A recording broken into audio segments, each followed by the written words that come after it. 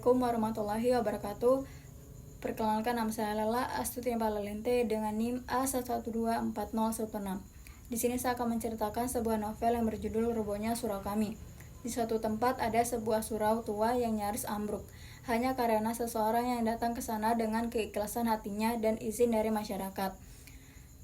Surau itu hingga kini masih tegak berdiri. Orang itulah yang merawat dan menjaganya kelak. Orang ini disebut sebagai Garin. Meskipun orang ini dapat hidup karena sedekah orang lain, tetapi ada yang paling pokok yang membuatnya bisa bertahan, yaitu dia masih mau bekerja sebagai pengasah pisau. Dari pekerjaannya inilah dia dapat mengais rezeki, apakah itu berupa uang, makanan, kue, dan rokok. Kehidupan orang ini agaknya monoton. Dia hanya mengasah pisau, menerima imbalan, membersihkan dan merawat surau, beribadah di surau, dan bekerja hanya untuk keperluannya sendiri.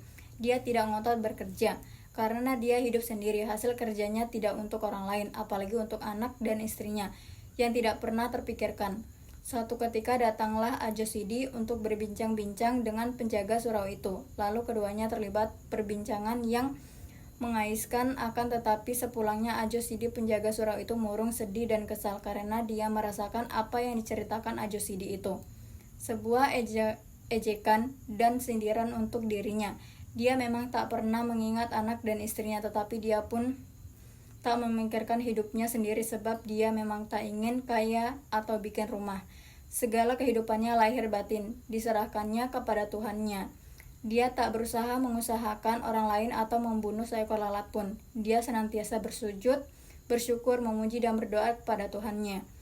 Apakah semua ini yang dikerjakan semua salah dan dibenci Tuhan, atau dia ini sama seperti Haji Saleh yang di mata manusia tampak taat, tetapi di mata Tuhan dia itu lalai?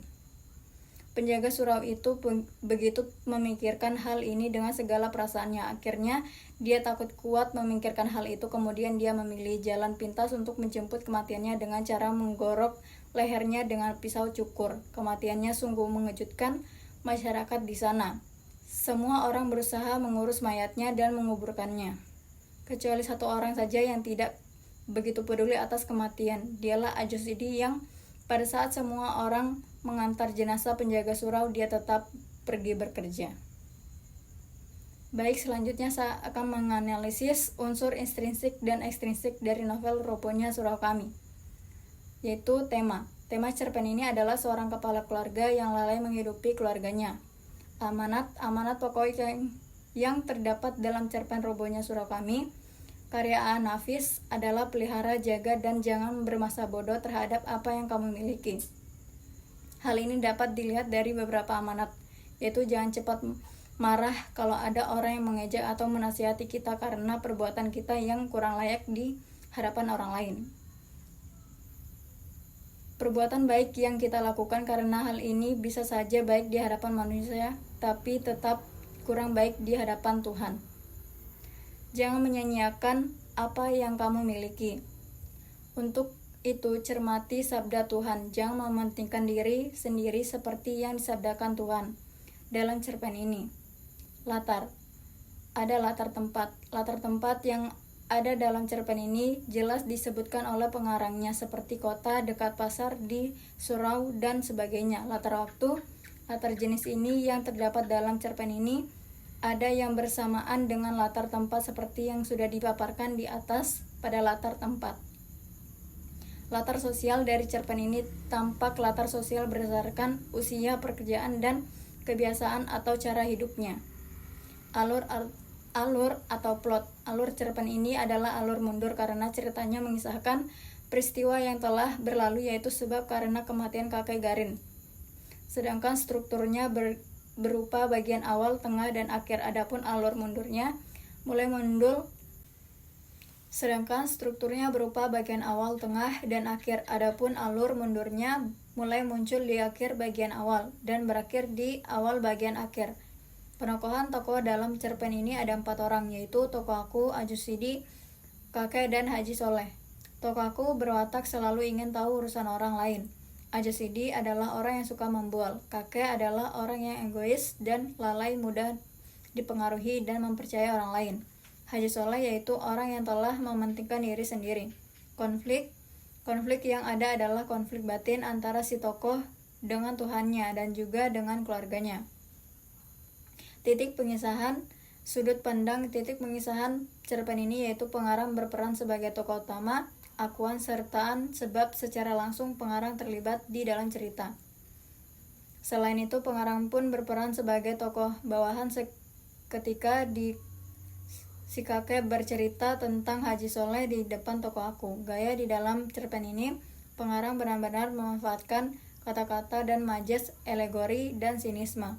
Dan unsur ekstrinsiknya ada judul yaitu Robohnya Surau Kami, penulis Ali Akbar Nafis. Biografi singkat penulis Ali Akbar Nafis atau yang lebih dikenal publik dengan sebutan A.A. Nafis. Lahir di Padang Panjang pada tanggal 17 November 1924. Nafis belajar di INS Kayu Taman dari tahun 1932 sampai 1943.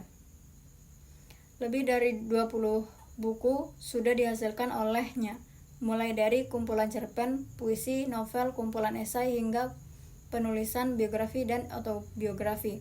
Pada tahun 1956, ia menulis kumpulan cerpen Robohnya Surau Kami yang merupakan karya monumental dalam dunia sastra Indonesia. 3 bukunya yang telah diterbitkan Gramedia adalah kumpulan cerpen Robohnya Surau Kami, Bertanya Kerbau pada Pedati, dan novel Saraswati.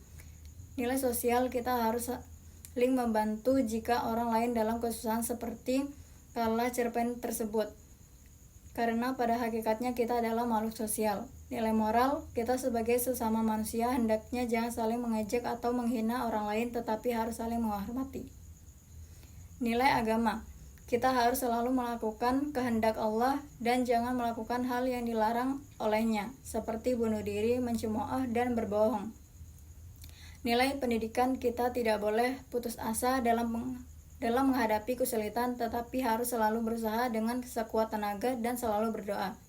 Nilai adat, kita harus menjalankan segala perintah Tuhan dan memegang teguh nilai-nilai dalam masyarakat. Sekian dari pemaparan saya tentang novel Robohnya Surau Kami. Kurang dan lebihnya saya mohon maaf. Wassalamualaikum warahmatullahi wabarakatuh.